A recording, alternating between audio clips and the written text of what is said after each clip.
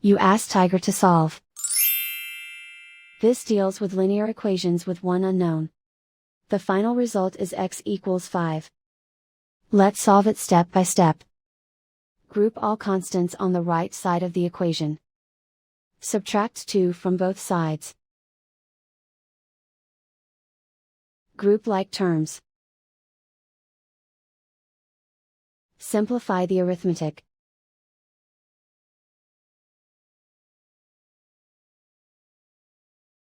Isolate the x. Divide both sides by 2. Simplify the fraction.